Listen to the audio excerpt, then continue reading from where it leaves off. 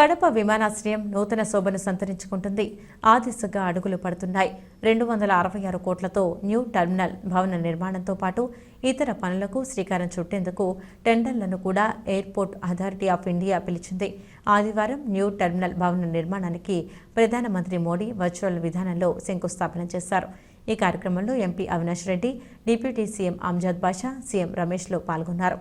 ఈ సందర్భంగా ఎంపీ అవినాష్ రెడ్డి మాట్లాడుతూ కడప ఎయిర్పోర్ట్ అభివృద్ధి విషయంలో కేంద్ర రాష్ట్ర ప్రభుత్వాలు ప్రత్యేక దృష్టి సారించి ఈ కార్యక్రమానికి శ్రీకారం చుట్టారన్నారు.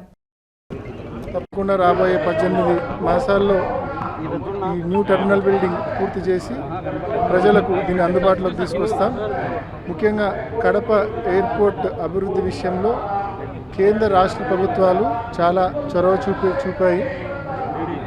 ముఖ్యంగా ఉడాన్ స్కీమ్ తీసుకొచ్చి ఆ స్కీమ్ ద్వారా వైబిలిటీ గ్యాప్ ఫండింగ్ ఇచ్చి అనేక రూట్లకు విజయవాడ కావచ్చు, చెన్నై కావచ్చు, బెంగళూరు కావచ్చు, నిన్న మొన్నటి వరకు హైదరాబాద్ కావచ్చు, అనేక రూట్స్కు మరి ఎయిర్ కనెక్టివిటీ తీసుకొని రావడం అయితేనేమి.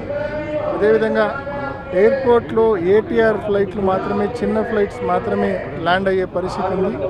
పెద్ద ఫ్లైట్లు ల్యాండ్ అయ్యే పరిస్థితి లేదని చెప్పి మరి ముఖ్యమంత్రి గారి దృష్టికి, జగన్మోహన్ రెడ్డి గారి దృష్టికి తీసుకుపోయినప్పుడు ఆయన దాదాపు 75 కోట్ల రూపాయలు మరి రాష్ట్ర ప్రభుత్వం వెచ్చించి మరి భూసేకరణ పూర్తి చేసి ఎయిర్పోర్ట్ రన్వే ఎక్స్పాన్షన్ కంప్లీట్ చేయించి ఇవాళ మనం పెద్ద ఫ్లైట్లు ల్యాండ్ కావాలన్నా కూడా, బోయింగ్ ఫ్లైట్లు ల్యాండ్ కావాలన్నా కూడా కడప ఎయిర్పోర్ట్లో ల్యాండ్ అయ్యే పరిస్థితి ఉంది.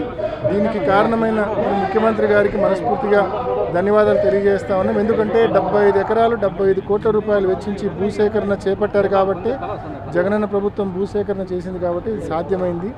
దాంతోపాటు నైట్ ల్యాండింగ్ ఫెసిలిటీ కోసం కూడా అనేక పర్యాయాలు మరి అటవీ శాఖకు సంబంధించిన సెక్రటరీ గారిని అయితేనేమి, వైల్డ్ లైఫ్ బోర్డు ట్రిబ్యునల్కి సంబంధించిన వాళ్ళని కానీ కలిసి మరి నైట్ ల్యాండింగ్ ఫెసిలిటీ కూడా మరి తీసుకొని రావడం జరిగింది.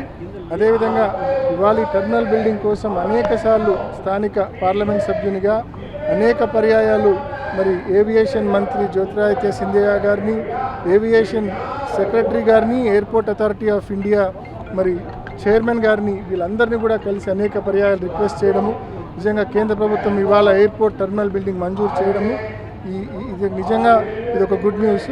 రాబోయే 18 మాసాల్లో ఇది పూర్తి చేసి ప్రజలకు అందుబాటులోకి తీసుకొని వస్తాం.